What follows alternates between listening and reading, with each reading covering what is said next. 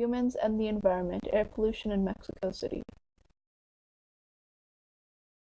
Mexico City, Mexico. Surpassing even New York City in size, it's the largest metropolitan area in the Western Hemisphere. With such a large number of people, there is a lot of waste produced. One of the most noticeable and deadly forms of waste is air pollution. In 1992, Mexico City had the worst in the world. You've probably heard a lot about air pollution, but what is it really? Air pollution occurs when the air contains gases, dust, fumes, or odor in harmful amounts. Its main factors are industrialization, vehicles, garbage burning, organic decomposition, etc. Air pollution in Mexico City contains mostly carbon dioxide, dinitrogen oxide, particulates, and lead. But what are these and what effect do they have on our environment? Carbon dioxide is the most well-known and prevalent component of air pollution. It makes up around 0.03% of our atmosphere normally. It's one of the major factors of global warming.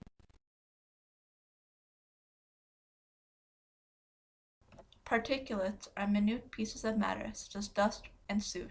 Lead, which is toxic to humans, was at one point used in gasoline. Ever since the 1990s, after they removed lead from commercial gasoline, lead levels in Mexico City's atmosphere have been reduced by over 90%. The term nitrogen oxides describes both nitric oxide and nitrogen dioxide. They're usually a warning sign of ground-level ozone and are a major part of smog. When sunlight reacts with nitrogen oxides and other pollutants, it creates ground-level ozone. Ground-level ozone harms the environment and has a very negative impact on health. It especially affects people with asthma and other respiratory disorders. Air pollution in general causes many health problems. Back in 1992, when Mexico City's air pollution was at its worst, 1,000 people a year died from ground-level ozone. In fact, according to the WHO, air pollution in general kills more people each year worldwide than alcohol, drug abuse, unsafe sex, or malnutrition. That's a huge amount. But that's worldwide. How about Mexico City? How did it get so bad? In the 20th century, Mexico underwent significant industrialization. More industrialization equals more factories. Also around the same time, its population increased significantly. Not just births, but also immigrants wanted the jobs the new factories would provide and create. The geography of the city also plays a huge role. Mexico City is often known as a bowl because of the tall volcanoes surrounding the area. Pollutants stay trapped inside the bowl because they have nowhere else to go. In addition, the high altitude also plays a huge role. Cars in Mexico City are also extremely outdated.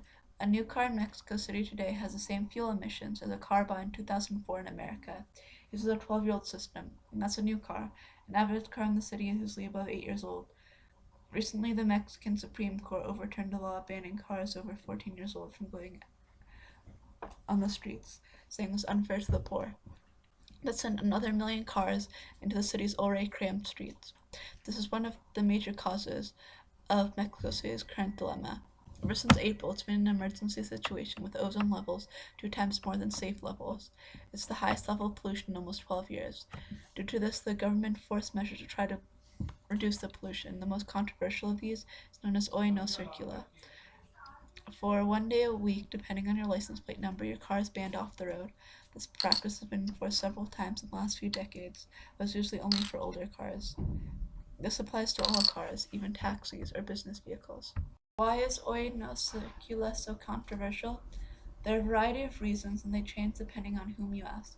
Many scientists are against it. They say it's a temporary measure that's never been proven to actually reduce air pollution.